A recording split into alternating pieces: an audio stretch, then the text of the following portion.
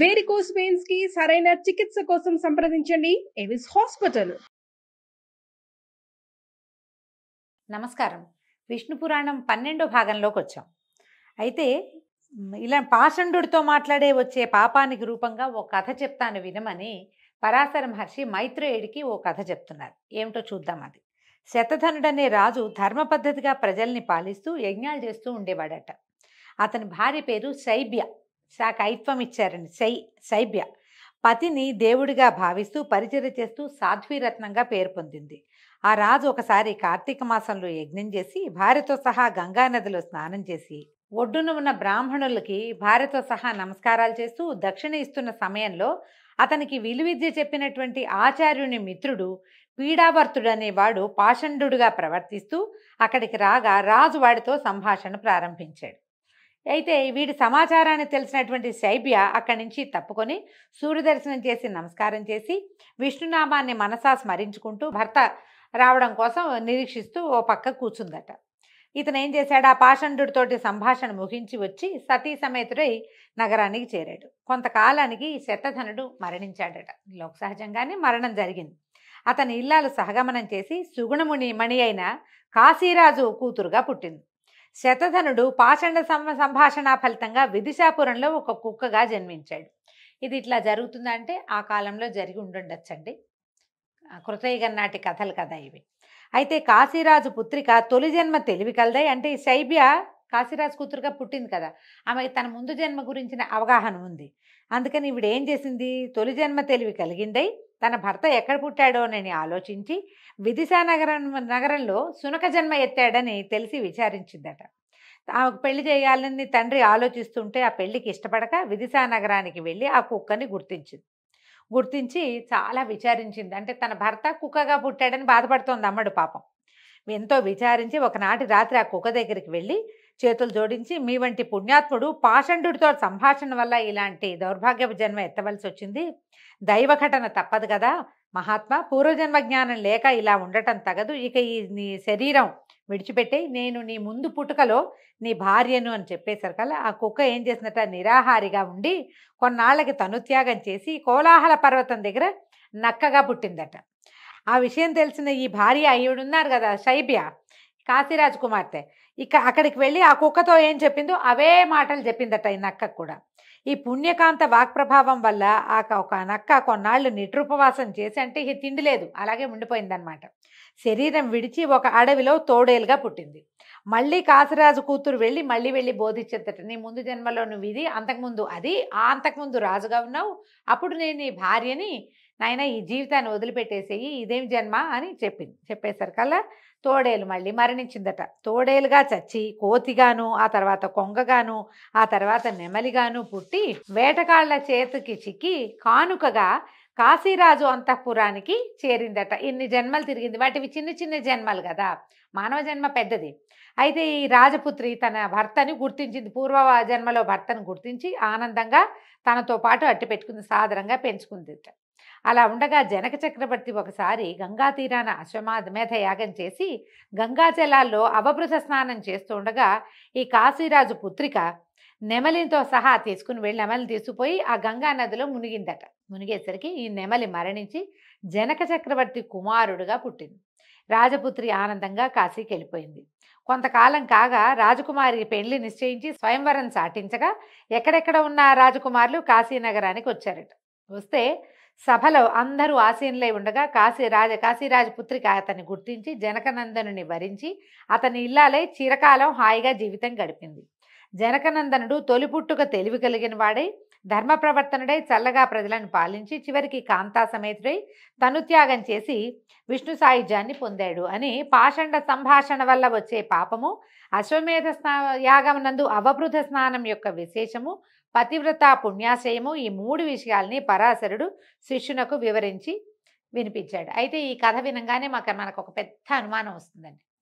కాశీరాజు కూతురుగా పుట్టిన ఆవిడకి వివాహం నిశ్చయమయ్యే సమయానికంటే ఏ 12 సంవత్సరాల వయసులోనూ ఆవిడ తెలుసుకుంటే ఆమె భర్త అప్పటికి కుక్కగా పుట్టాడు, తర్వాత నక్కగా పుట్టాడు, తర్వాత తోడేలుగా పుట్టాడు, తర్వాత కోతి, తర్వాత నెమలి, 5 జన్మలెత్తి ఆ తర్వాత రాజకుమారుడిగా పుడితే అతను కుమారుడుగా ఉంటాడు.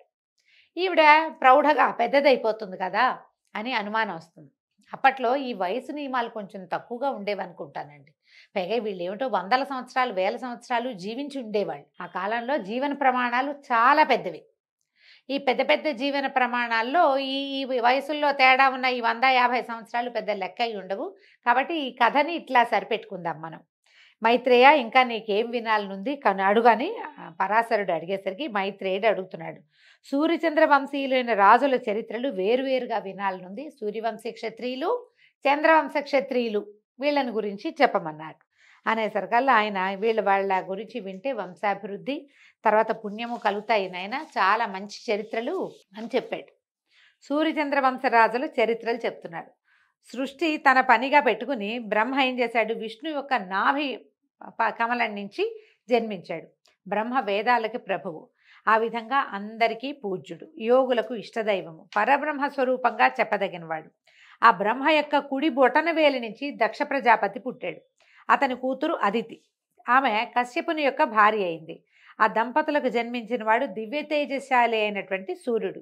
సూర్యుని భార్య విశ్వకర్మ కూతురు అయినటువంటి సౌమ్య. ఆ వైవస్వతునకు తర్వాత ఆ దంపతులకి కుమారుడు వైవస్వతుడు. ప్రస్తుతము 7వ మనువుగా ప్రసిద్ధుడుగా ఉన్నాడు. ఆ వైవస్వతునకు 9 కొడుకులు, 9 మందట. వీళ్ళలో ఎవరెవరు, ఇక్ష్వాకువు, నృగుడు, దృష్టుడు, శర్యాతి, నరిష్యంతుడు, నాభాగుడు, దిష్టుడు, కరూషుడు, పృషధ్రుడు అని వీళ్ళ పేర్లట. వీళ్ళతోటి ఈ పేర్లతోటి వివిధ ద్వీపాలతోటి ఉన్నటువంటి ఈ భూమండలాన్ని వీళ్ళు తమ తమ పేర్లతోటే పరిపాలించారు. చాలా ద్వీపాలు ఉన్నాయి. మనం చెప్పుకుంటాం కదా జంబూ ద్వీపం అని. మనం విష్ణుమూర్తి శ్వేత ద్వీపంలో ఉంటాడంటారు. ఇట్లా ప్రత్యేకంగా చెప్తారు. ఈ ద్వీపాలతో కలిసి ఉన్నటువంటి ఈ వసుంధర అనే మన భూమిని వీళ్ళు పరిపాలించేవాళ్ళట. వైవస్వతుడు భాగ్యరాశి అయిన సంతానం కలగాలని సంకల్పించి మైత్రావరుణుల గురించి పుత్రకామేష్టి చేశాడట. దాంట్లో ఏమైంది, హోమ సంబంధమైన విధి సరిగ్గా జరగక పుత్రునకు బదులుగా పుత్రిక కలిగింది. ఆ బిడ్డ పేరు ఇళ. ఇది మనం ఊర్వశి పురూరవ సంవాదం అని ఒక కథ చెప్పుకున్నామండి, మన ఛానల్లో ఉంటుంది. ఇది ఊర్వశి పురూరవ సంవాద సూక్తం అనే పేరుతోటి కనపడుతుంది. ఆ కథ ఈ ఇలాదేవి కథ అన్నమాట. ఆ మంత్రం చేసేటప్పుడు, యజ్ఞం చేసేటప్పుడు భార్యాభర్తలిద్దరూ చెరొక సంకల్పము చేశారు. ఆయన పుత్రుడు కావాలని, ఆమె పుత్రిక కావాలని. వాళ్ళకి పుత్రిక జన్మించింది. తర్వాత ఇలా జరిగింది ఏమిటి అని వీళ్ళు పరమేశ్వరుని ప్రార్థిస్తే ఆయన మళ్ళీ పుత్రుడు కావాలన్న సంకల్పంతో యజ్ఞం చేయమంటే ఈ పుత్రికే పుత్రుడిగా మారిపోయిందట. ఆ బిడ్డ మిత్రావర్ణుల అనుగ్రహం వల్ల మగవాడుగా మారి సుద్యుమ్నుడనే పేరుతోటి పెరుగుతూ యవనమదం చేత ఎవరిని లక్ష్య పెట్టక పరపురుషులు ప్రవేశించరాని గౌరీవనంలో విహారానికి వెళ్ళింది. అంతట శంకరుడు కోపించి మునుపట్లాగా స్త్రీ అయిపోమని శపించాడు. చిన్న చిన్న కథల్లో తేడాలు ఉన్నాయండి, కానీ సుద్యుమ్నుడే మళ్ళీ ఇలాగా మారిపోయాడనమాట. అలా స్త్రీ అయినటువంటి ఇలాదేవి చంద్రనందనుడైన బుధుని ఆశ్రమంలో విహరించడానికి వెళ్ళింది. ఆమెను చూసి బుధుడు మోహించాడు. అలాగే ఇళ కూడా బుధుని శృంగార చేష్టలు చూసి ఆయన శృంగార చేష్టలు చేస్తూ ప్రదర్శించి వలచి వరపించి దరిచేరింది. ఆయనతో పాటు కలిసి ఉందన్నమాట. బుధుడితో ఇలా కలిసి ఉండేది. తర్వాత వాళ్ళకి ఒక కుమారుడు కలిగాడు. ఈ కలిగిన కుమారుడే పురూరవుడు. అయితే ఈ వనంలో ఉన్నటువంటి ఋషులు గ్రహించి వైష్ణవ అనే యజ్ఞం చేసి ఈ ఇళాదేవిని మళ్ళీ పురుషుడిగా మార్చేశాడు. పేరు సుద్యుమ్నుడే. ఈ మార్పు తెలిసినటువంటి వశిష్ఠుడు మనువుకి బోధపరిచి నగరానికి సుద్యుమ్నుడిని రప్పించి పట్టాభిషేకం చేశారు. సుద్యుమ్నుడు రాజసుఖాలు అనుభవిస్తూ ఉత్తరుడు, గయుడు, విదురుడు అనే 3 కొడుకులకి తండ్రి అయ్యాడు. కానీ శాస్త్రం ప్రకారం సమయానుసారంగా మొట్టమొదట తనకి జన్మించినటువంటి పురూరవుడికే పట్టం కట్టాడు. పురూరవుడే ఇక్కడ రాజ్యానికి రాజయ్యాడు. మనువు యొక్క కొడుకుల్లో పృషదుడనేవాడు గురుహత్య చేసి ఆ పాప ఫలంగా శూద్రుడైపోయాడట. వాని పుత్రపౌత్రాదులంతా శూద్రులుగానే తరలిపోయారు, అలాగే అయిపోయారు. తర్వాత కరూసునికి చాలామంది కుమారులు సత్యపాలకులు, గుణవంతులు, బుద్ధిమంతులుగా ఉండి కరూసులుగా వాళ్ళు ప్రసిద్ధి పొందారు. వాళ్ళు వేరే రాజ్యంలో ఉన్నారనమాట. తర్వాత ఆయన కొడుకు నాభాగుడు అనే ఆయన ఇంకొకడు. ఈయన భూమండలాన్నంతా ఏలిన సుప్రసిద్ధుడైన ప్రభు అట. ఇతను నాభాగుని కొడుకు బలంధనుడు. అతనికి వత్సప్రీతికేమో ఉదారకీర్తి, ఉదారకీర్తికి ప్రాంశు ప్రజాపతి, ఆయనకి ఖనిత్రుడు, అతనికి క్షుపుడు, క్షుపునకు వింసుడు, అతనికి ఖనిత్రుడు, అతనికి అతివిభూతి, అతివిభూతికి కరంధముడు, అతనికి అవేక్షి, అవేక్షికి మరుత్తుడు కుమారులుగా జన్మించారు. ఎంతమంది పేర్లు చెప్పాను చూడండి. తర్వాత తర్వాత తరాలలో చివరికి మరుత్తుడు అనేవాడు పుట్టాడు. ఈ మరుత్తుడు అనేవాడు సామాన్యుడు కాదట, చాలా గట్టివాడు. ఇంద్రుణ్ణి మించినటువంటి బలవంతుడు, గుణవంతుడు, పైగా ఈ మనువంశానికి మంచి పేరు తెచ్చినటువంటి లోకమాన్యమైన చరిత్ర కలిగినవాడు. భూమండలం మొత్తాన్ని పరిపాలించినటువంటి ప్రతాప శౌర్యమూర్తి. అయితే ఈయన ఏం చేశాడట, ఒకసారి అశ్వమేధ యాగం చేశాడట. అది చేయటానికి నిర్మించిన యజ్ఞశాల బంగారపు మయమట, మొత్తం అంతా బంగారంతో నిర్మించారు. సోమపానం చేయటానికి అమరావతి నుంచి ఇంద్రుడు తన వాళ్ళందరితోటి అష్టదిక్పాలకులతోటి వాళ్ళందరినీ వెంట పెట్టుకుని వచ్చి ఇక్కడ అన్ని పనులు కూడా చేశారట. వాళ్ళు యజ్ఞం అయిన తర్వాత దేవతలందరికీ మోయలేనంత బంగారాన్ని ఇచ్చారట. అసలు ఆ యజ్ఞకర్త యజ్ఞం చేసిన వాడిని అన్ని లోకాలు స్తుతించినట, ఎంత అద్భుతంగా చేశాడు అని ఈ మరుత్తుని చాలా గొప్పగా మెచ్చుకున్నారు. అంత గొప్పవాడైన మరుత్తుడికి అరిష్యంతుడనే కుమారుడు కలిగాడు. అతని కుమారుడు దముడు. మళ్ళీ వచ్చినాయండి బోలెడన్ని పేర్లు. దముని కొడుకేమో రాజవర్ధనుడు, రాజవర్ధుని కొడుకు సుధృతి, సుధృతి కుమారుడు నరుడు, నరుడి కొడుకు కేరళుడు. ఆ కేరళుడి ప్రభుత్వం వల్లే భూమి మీద అత్యంత ఆకుపచ్చగా ఉండే ప్రాంతంగా పేరు పొందినటువంటి కేరళ దేశం వెలిసిందట. ఆయన విపరీతంగా ప్రపంచం నుంచి ఎక్కడికి వెళ్తే అక్కడి నుంచి మొక్కలు తీసుకొచ్చి పెట్టుకున్నాడు. అందుకని అక్కడ ఆకుపచ్చగా ఉంటుంది, మనం ఎక్కువ చెప్పుకుంటాం కదా. అయితే ఈ కేరళుని యొక్క కుమారుడు బంధుమంతుడు, వాని కొడుకు వేగవంతుడు, వాని కొడుకు బుధుడు, బుధుడి కొడుకు తృణబిందుడు. అయితే ఈ తృణబిందువుకి ఇలబిల అనే ఒక కూతురు కలిగిందట. ఈ ఇలబిల యొక్క కూతురు పేరు అలంబిక. అయితే ఈ అలంబిక అప్సరస అయిందట. అంటే దేవలోక చాలా కాలం తపస్సు చేసి ఆమె అప్సరస అయ్యేటువంటి అవకాశాన్ని పొందింది. తృణబిందుడు అలంబికను పరిగ్రహిస్తే వాడి కొడుకై పుట్టినవాడు విశాలుడు. ఆమె ఏంటంటే అప్సరస అయిందంటే ఇక మనవరాలు వరస లేదనమాట, ఆమెకి దేవయోనిగా మారిపోయింది. వాళ్ళకి సంతానం కలిగింది. విశాలుని వాసమైనటువంటి పట్టణమే విశాల అనే ప్రసిద్ధమైన నగరమైంది. ఈ విశాలపురం ఏంటంటే చాలా సిరి సంపదలు ఉండేవట.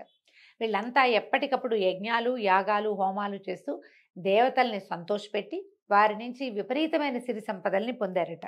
ఇక వీళ్ళ సంతానం వరుసగా ఎన్ని పేర్లోనండి. విశాలుని కొడుకు హేమచంద్రుడు, అతని కొడుకు చంద్రుడు, అతని కొడుకు ధూమ్రాశ్వుడు, అతని కొడుకు సృంజయుడు, అతని కొడుకు సహదేవుడు, తర్వాత గుణాశ్వుడు, తర్వాత సోమదత్తుడు. ఇట్లా అయితే ఈ సోమదత్తుడు కూడా 10 అశ్వమేధాలు చేసేట. ఒక అశ్వమేధ యాగం చేయటానికే సంవత్సరాలు పడుతుంది. అలాంటిది అతని జీవిత కాలంలో 10 అశ్వమేధాలు చేశాడు. ఎంత నిర్విఘ్నంగా, ఏ అశ్వమేధము ఎక్కడా ఆగలేదట. అంత శక్తిశాలి అతను, అంత పరాక్రమవంతుడు, అంత ధనవంతుడు కూడా. అయితే ఎంతో అద్భుతంగా చేశాడట. ఆ రాజు యొక్క కుమారుడు జనమేజయుడు. వాళ్ళు ఏం చేశారంటే ఈ విశాల నగరంలో ఎంత అత్యద్భుతమైన పరిపాలన చేశారు. సిరి సంపదలు, బలపరాక్రమాలు, పరువు ప్రతిష్టలు కలిగిన వాళ్ళే నీతి నియమాలతో పరిపాలన చేసి చరిత్రలో ప్రసిద్ధులయ్యారు. దీని తర్వాత మనుసూతుడైనటువంటి సంయాతి కూతురు సుకన్య ఆమె పేరు. అయితే ఆ బుద్ధిమంత్రాలు చ్యవనుడు అనే మునికి భార్య అయిందట. మనకి సుకన్య కథ తెలుసు. సుకన్య కథ కూడా ఈ సుమన్ టీవీ ఛానల్లో కనపడుతుందండి, మీకు చాలా ప్రత్యేకమైన కథగా కనిపిస్తుంది. ఇతను సంయాతి కుమారుడి పేరు ఆవర్తుడట. వాడు పరమ ధార్మికుడు. అతని సూతుడే రేవంతుడు. అతను కుశస్థలి అనే నగరంలో ఉండి రాజ్యపాలన చేశాడు. ఈయనకి 100 మంది కుమారులు ఉన్నారట. పెద్దవాడి పేరు కకుద్మి అట పేరు. అయితే కకుద్మి కూతురు రేవతి. అయితే ఏమైంది, ఆ రూపురేఖలట ఆమె ఎంత సౌందర్యవతోట, మహాద్భుత సౌందర్యవతి. ఆయనకి తన కూతురు యొక్క అతిశయ సౌందర్య వైభవాన్ని చూసి, అయ్యో ఇంత చక్కటి పిల్లకి తగిన వరుడు ఎట్లా లభిస్తాడు అని చెప్పి ఆ పిల్లని వెంబడబెట్టుకుని సృష్టికర్త అయిన బ్రహ్మని అడుగుతానని బ్రహ్మలోకాలకు వెళ్ళాడట. ఈ వెళ్తూ ఉంటే ఏమైంది, బ్రహ్మ ఆ సమయానికి హాహాహూహులు అనేటువంటి గంధర్వుల పాట వింటున్నాడట. ఈ హాహాహూహు పేరుతోటి విశ్వనాథ్ సత్యనారాయణ గారిది ఒక నావెల్ ఉందండి, చిన్న పుస్తకం, చాలా బాగుంటుంది. వీళ్ళు ఏంటంటే గంధర్వులు, అద్భుతమైన గాయకులట. అసలు వాళ్ళు వాయించేవి ఎలాంటి ఇన్స్ట్రుమెంట్నైనా వాయిస్తారట. వాళ్ళ సంగీతం వింటున్నాడు. ఈ చేసేదేమీ లేక ఈ కకుద్మి కూడా కూతుర్ని పక్కన కూర్చోబెట్టుకుని ఆ సంగీతం వింటూ కూర్చున్నాడు. ఆ సంగీతం అంతా పూర్తయ్యాక ఈయన బ్రహ్మ దగ్గరికి వెళ్ళి తన కూతురుని చూపించి, దేవా ఇది నా కూతురు, దీని పేరు రేవతి, దీనికి వరుణ్ణి సృష్టించి ఎక్కడుంచావు? సృష్టించే ఉంటావు. మామూలుగా ఒక పిల్ల పుట్టిందంటే దాని భర్త దానికంటే ముందే పుడతాడని కదా మనకు లోక సామెతగా చెప్పుకుంటాము. అయితే ఆ కుర్రవాడు ఎక్కడున్నాడు, ఈ పిల్లకి తగిన వరుడు అని అడిగితే ఈయన అన్నాడు, బ్రహ్మదేవుడు నీ ఉద్దేశం ఏంటి? భూమి మీద ఎంతోరో రాజకుమారులు ఉన్నారు కదా, వాళ్ళలో నువ్వు ఎవరికి ఇవ్వాలనుకుంటున్నావు చెప్పు, నీ ఉద్దేశం ఏమిటో అని అడిగేసరికల్లా ఈయన ఎవరెవరి పేర్లో చెప్పాడట. అయితే బ్రహ్మదేవుడు నవ్వేట, రాజా నేను చెప్పేది విను, నువ్వు చెప్పే రాజులే కాదు వాళ్ళ కొడుకులు మనవలు కూడా కాలగర్భాన కలిసిపోయారు నాయన, యుగాలు దొర్లిపోయాయి, కలియుగం కూడా వచ్చేస్తోంది, నీ కొడుకులు మనవలు నీ మంత్రులు సామంతులు ప్రజలు వాళ్ళ బంధువులు అందరూ కూడా భూలోకంలోకి నుంచి వెళ్ళిపోయారు, కాబట్టి ఇప్పుడు నీ కూతుర్ని వెంబడి పెట్టుకుని భూలోకానికి వెళ్ళు, భూమికి వెళ్ళి అన్యోన్యము ఇష్టపడిన రీతితో ఏ వాడికైనా ఇచ్చి పెళ్లి జరిపించు, ఎవరికైనా ఇవ్వనైనా తీసుకెళ్ళు పిల్లని, ఈ పిల్ల ఎవరిని చూసి ఇష్టపడుతుందో వాడు కూడా ఇష్టపడితే అన్యోన్యము ఇష్టపడితే పెళ్లి చేయొచ్చు అనేసరికల్లా కకుద్మి ఆశ్చర్యపోయేట. బ్రహ్మ మాటలు విని, దేవా ఆశ్చర్యంగా ఉంది, నాకు నీ సన్నిధిలో ఉన్నాను కాబట్టి నాకు భూలోక వార్తలు తెలియలేదు, మరి ఇప్పుడు ప్రస్తుతం ఉన్న వాళ్ళలో భూమి మీద ఉన్న వాళ్ళలో వాళ్ళు ఎవరి సంగతులు నాకు తెలియవు కదా, నా కూతురికి సరిపడే వరుడు ఎవరో కొంచెం తెలియజేయి, నా మాట మన్నించిన ఆయన అని బతిమలాడుకున్నాడు. బతిమలాడితే బ్రహ్మ ఒక్క నిమిషం తల వంచి ధ్యానించి ఆనందంగా చేతులు జోడించి ఇట్లా అన్నట్ట, రాజా నీ పుత్రికి తగిన వరుడున్నాడు, లోకరక్షణ లక్ష్యంగా విష్ణువు ఇలలో అవతరించాడు, ఆ లోకనాథుని మహాత్మ్యం చెప్తాను విను. ఈ కథ ఎంత మలుపు తిరుగుతుందోనండి. కేశవుని తమోగుణం భూభారాన్ని భరిస్తుంది, ఏదో ఒక మూర్తిగా ఈ భూభారం వహిస్తూ ఉంటుంది కేశవుని యొక్క తమోమూర్తి, అలాగే జగత్ప్రళయాన్ని కూడా కలిగిస్తుంది. ప్రస్తుతం ధరణిలో భూభారాన్ని హరించటానికి అవతరించింది ఆ తమోగుణం పేరు రాముడు.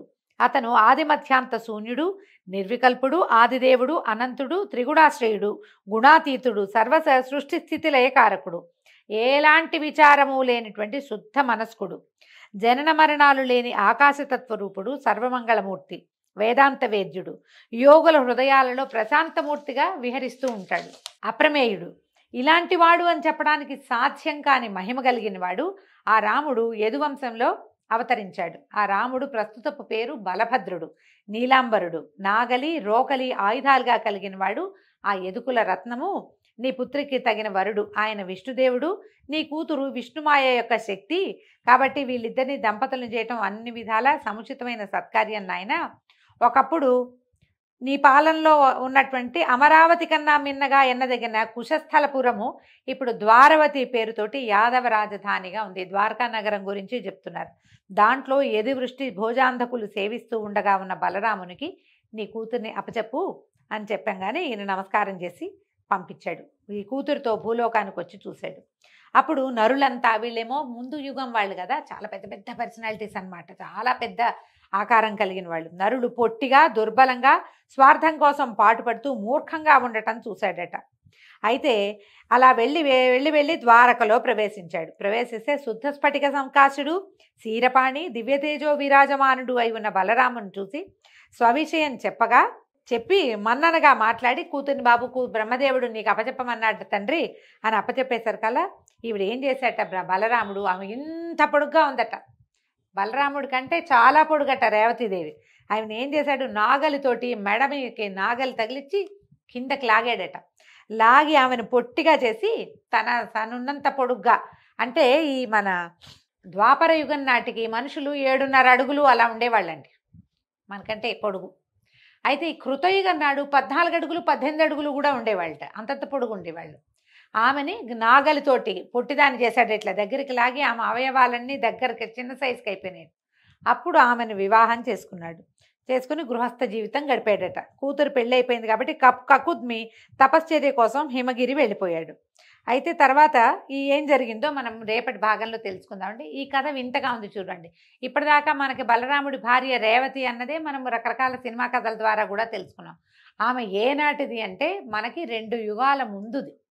కృతయుగం నాటి రేవతీదేవిని మధ్యలో ఉన్న త్రేతాయుగం వదిలేసి ద్వాపర యుగంలో బలరాముడు వివాహం చేసుకున్నట్ట. వారికి సంతానం కూడా కలిగిందని వివిధ కథల ద్వారా తెలుస్తుందండి. దీంతో ఈరోజు కథ సమాప్తం అండి. రేపు ఉదయం మళ్ళీ కలుసుకుందాం. నమస్కారం.